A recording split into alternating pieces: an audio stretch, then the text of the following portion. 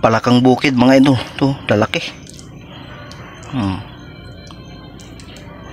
Kalahati lang yung iluluto natin, pero yung iba piprito mga idol. Lagyan ng breeding mix. Kaya ito muna yung i-adobo ko mga idol. Let's G! First step mga idol, lagyan natin ng asin para matanggal yung langsa. Kamasin natin.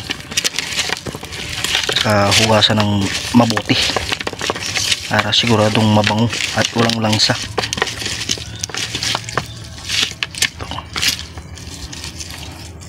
Malangsa yan pag walang asin.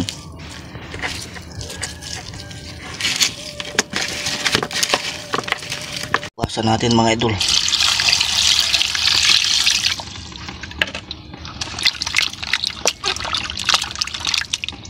Dalaki sa panghugas para sigurado.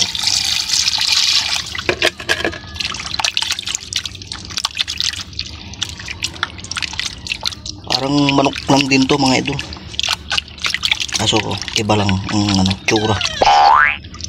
Nyaw. Malinis na po yung ating palaka mga idol. Start na po tayong mag-gisa. Let's G! Pag sa adobong palaka mga idol, hindi nawawala yung luya, sibuyas, saka bawang.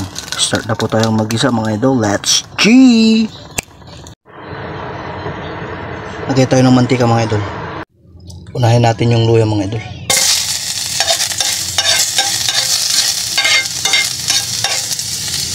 Bawang.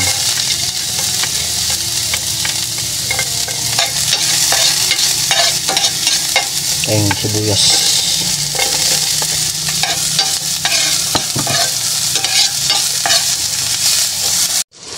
Lagyan na natin yung ating palaka mga idol.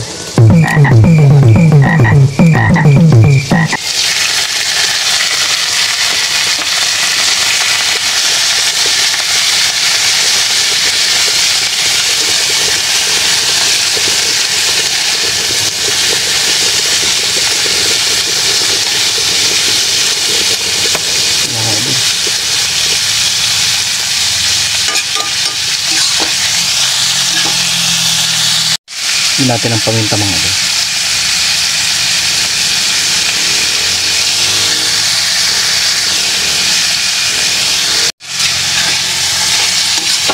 Gisa-gisa lang ng mabuti mga idol para tanggal yung langsa.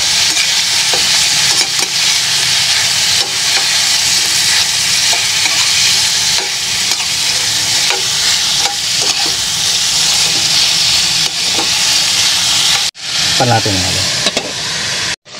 Isa natin mga idol.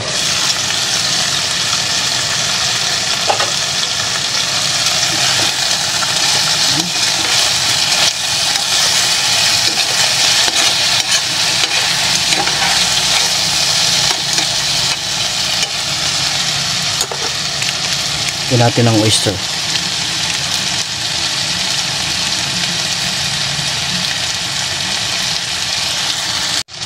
Lagyan rin tayo ng kunting toyo mga idol. Mikos.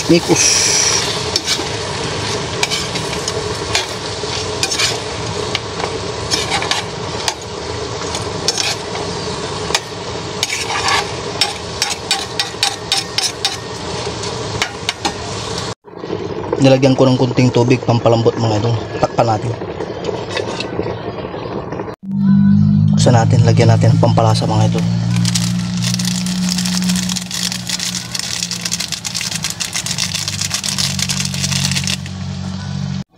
Lagyan din natin ng kunting ketchup.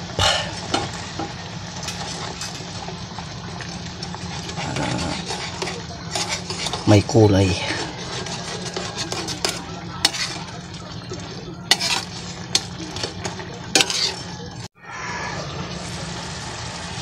Lagyan natin ng suka mga idol, natutuyo na po. Okay.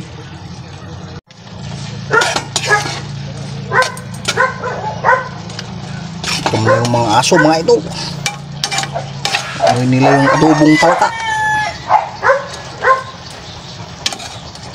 Lalaki oh.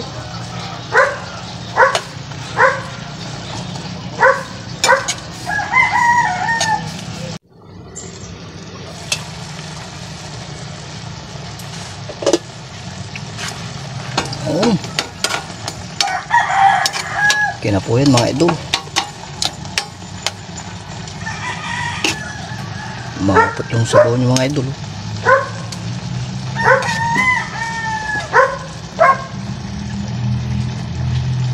Macho.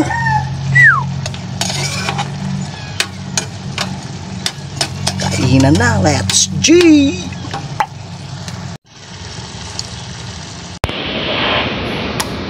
Nice! Adobong palakang bukid mga idol. Napakabango.